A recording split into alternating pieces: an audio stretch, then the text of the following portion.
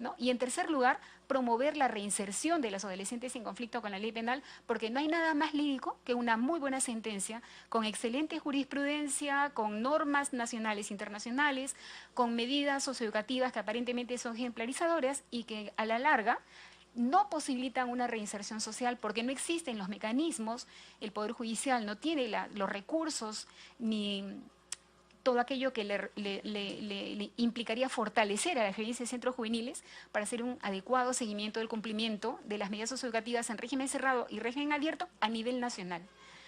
Y en tercer lugar, a través de la aplicación de este enfoque de justicia restaurativa, lo único que estamos haciendo es simplemente implementar los estándares mínimos que instituciones tan importantes como Naciones Unidas exigen a los Estados como cambios cualitativos en la atención de adolescentes en conflicto con la ley penal, ¿no? Entonces, por múltiples razones se justifica el que esta mirada distinta de hacer justicia a nivel prejudicial con la intervención de los fiscales en casos que no son graves y al nivel judicial en aquellos supuestos que son graves, nada implica que nosotros promovamos desde el Congreso la implementación de este enfoque a nivel nacional, ¿no?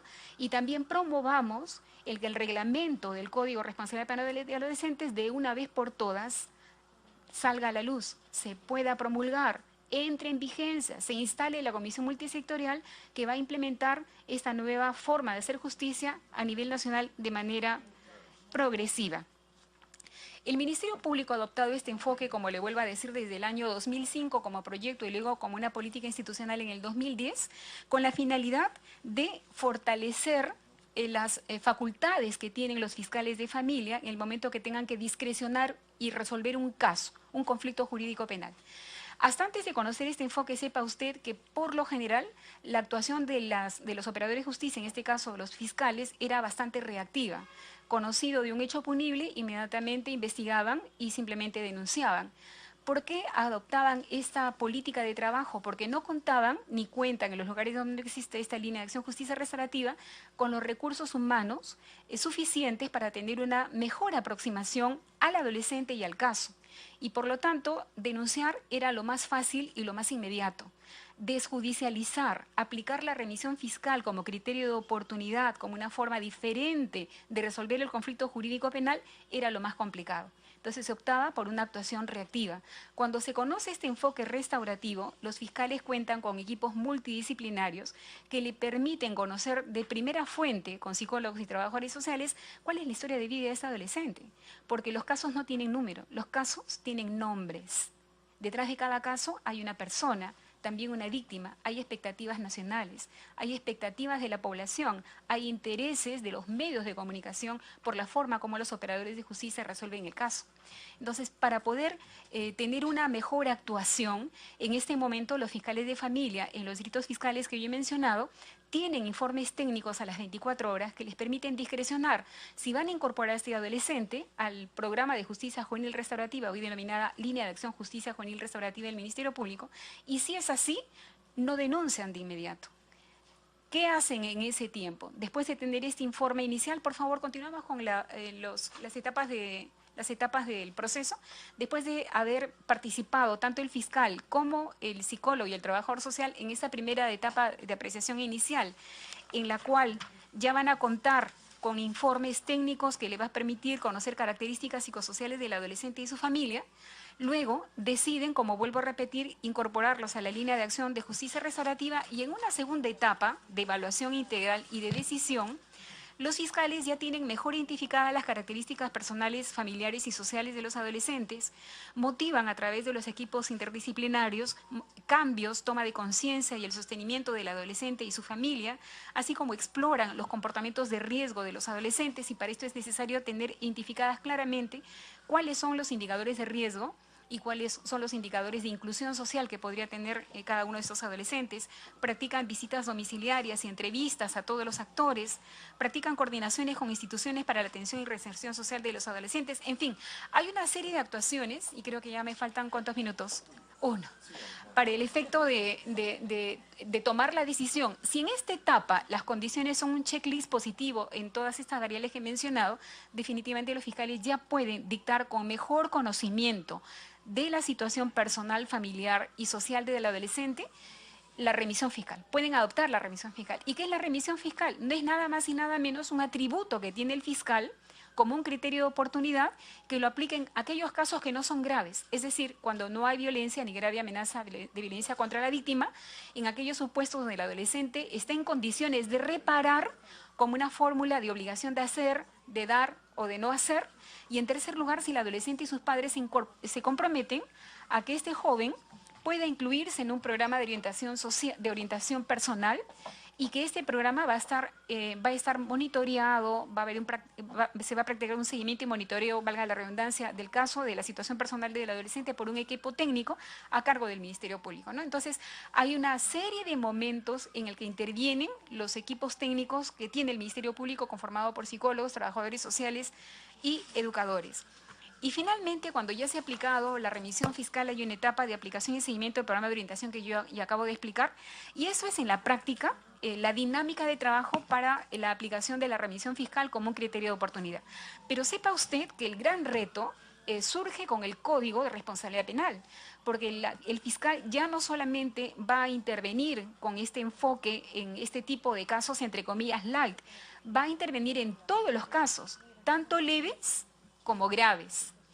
Y el fiscal va a promover en su actuación el principio de desjudicialización. El principio de desjudicialización es la piedra angular de este código. Por el principio de desjudicialización, que recoge simplemente directrices que están establecidas en los artículos 37 y 40 de la Convención de los Derechos del Niño, a nivel internacional se promueve que se opte por la judicialización como último recurso y por la privación de libertad por el menor tiempo posible. Entonces, si nosotros somos consecuentes con estos compromisos que se ha asumido al suscribir la Convención Internacional de los Derechos del Niño, tenemos que promover la desjudicialización. Y eso va a ser para casos leves a través de prácticas restaurativas que se van a dar con la intervención de mediadores para aplicar casualmente la remisión fiscal o los acuerdos reparatorios. Entonces, esta dinámica de trabajo de los fiscales va a ser el fuerte de todo el sistema de la Administración de Justicia. La tendencia tiene que ser a empoderar más al Ministerio Público con estos equipos técnicos, con capacidades y habilidades, para que un número muy pequeño, es decir, para aquellos casos graves, sumamente graves, pasen a la esfera judicial y se puedan resolver a través de la dinámica de un juicio. ¿Me dejo entender? Para su conocimiento, en nuestro país, a diferencia de la realidad que tienen los adultos imputados, que son en promedio 475.000 por año, en nuestro país tenemos un promedio de 18.500 adolescentes por año. Y de esos 18.500 adolescentes por año es mínimo el número de adolescentes que cometen delitos graves. De que existe comisión de delitos graves, los hay, pero más son infracciones no graves. Entonces, aquí es la tarea y el fuerte de todo el sistema, ¿no? Trabajar los temas de adolescentes en conflicto con la ley penal que incurren en la comisión de ilícitos no graves, promoviendo la desjudicialización. ¿Qué esperamos? Un vivo interés por parte del Congreso de la República para que impulse a través de su despacho la suscripción del reglamento del Código de Responsabilidad Penal, impulsar que se instaure al más corto plazo de aprobarse el reglamento de la Comisión Intersectorial para la implementación del código, y bueno, que en su momento se cuente con los recursos presupuestarios suficientes para que este código se haga realidad de manera progresiva a nivel nacional. Porque este código en realidad es una tarea de todos. Este código responde a políticas públicas. Este código es el deber ser actualmente de cómo debe ser el tratamiento de adolescentes en conflicto con la ley penal de la perspectiva de los instrumentos internacionales. Pero esto no va a ser nada más que una mera ilusión y unas palabras líricas muy declarativas en tanto no se cuente con presupuesto. Si no hay presupuesto, no hacemos nada. Bueno, agradecemos la exposición de la doctora Rita Figueroa. Solamente señalar que en América Latina el Ministerio Público, con la aplicación de la remisión, tiene un importante liderazgo. Creemos que es el Ministerio Público del Perú, con la remisión, la que está implementando este enfoque de la justicia restaurativa con bastante éxito, y que muchos fiscales de otros países han venido al Perú a conocer un poco la experiencia de la remisión con tan buenos resultados que viene impulsando, y como ella lo sostiene, pues el nuevo Código de Responsabilidad Penal es una buena medida falta la aprobación del reglamento y que se basa sobre todo en experiencia y con buenos éxitos que ha tenido el Ministerio Público en este trabajo. Vamos a dar la palabra al doctor Carlos Basso para que nos pueda... Él es director de la Dirección General de Asuntos Criminológicos del Ministerio de Justicia y Derechos Humanos. El Ministerio de Justicia pues es una de las instituciones también del Estado peruano que ha venido liderando el tema de la política pública, sobre todo con un enfoque de justicia restaurativa. Doctor Carlos. Buenas tardes, señor congresista, señores funcionarios de diversas instituciones públicas y privadas. Primero, señor congresista, agradecerle por la deferencia de esta invitación y un poco comentarle lo que está haciendo el Ministerio de Justicia y Derechos Humanos. Traigo el saludo del señor Ministro de Justicia, el doctor Enrique Mendoza Ramírez, y escuchando a la doctora Figueroa, básicamente, y estoy de acuerdo con Óscar Vázquez, que el Ministerio Público es uno de los actores principales en lo que tiene que ver con justicia restaurativa, sobre todo si estamos hablando de adolescentes que están en conflicto, ¿no?, con la ley penal. Poco quisiera que ustedes me pongan atención. Tengo 4 meses en el cargo como director general de Asuntos Criminológicos y con una preocupación bastante en materia de adolescentes. Quisiera que me pongan un poco de atención básicamente en lo que es el tema de la política criminológica, que son los lineamientos básicamente ideológicos que el Estado toma en cuenta en temas de fenómenos criminológicos. Para ello, la Comisión Nacional de Política Criminal en el año 2013 acordó por unanimidad desarrollar un lineamiento básicamente en lo que tiene que ver con adolescentes en conflicto con la ley penal. Hay 4 enfoques que es importante que se tomó en cuenta a partir de lo que estableció este ente rector: en seguridad ciudadana, en política criminológica, la forma de criminalidad, la percepción del ciudadano, y para ello se tomó algunos otros componentes como la teoría criminológica, el marco conceptual internacional y principios, el populismo penal, que ha hablado inclusive la doctora Figueroa, el tema de establecer si al adolescente se le debía incrementar o no la pena, el análisis de tendencia, los documentos o el análisis de los documentos que existían en ese momento, y sobre todo ver algunos programas de buenas prácticas que en este caso el Ministerio Público es unos claros ejemplos de que han sido los que han liderado en tema de justicia restaurativa. Lo importante, señor congresista, es que se establecieron 2 conclusiones a partir de todo este análisis que llegó la CONAPOP.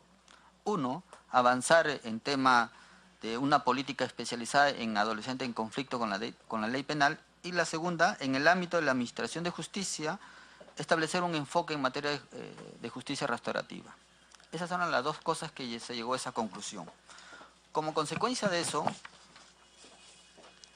en materia de justicia restaurativa, en diciembre del año 2013, es decir, un año porque la CONAPOP fue en enero, en diciembre sale la política, en este caso la política nacional de adolescentes en conflicto en la ley penal. Esto era muy importante, elevar esa categoría para justamente dar el primer tratamiento del adolescente en conflicto.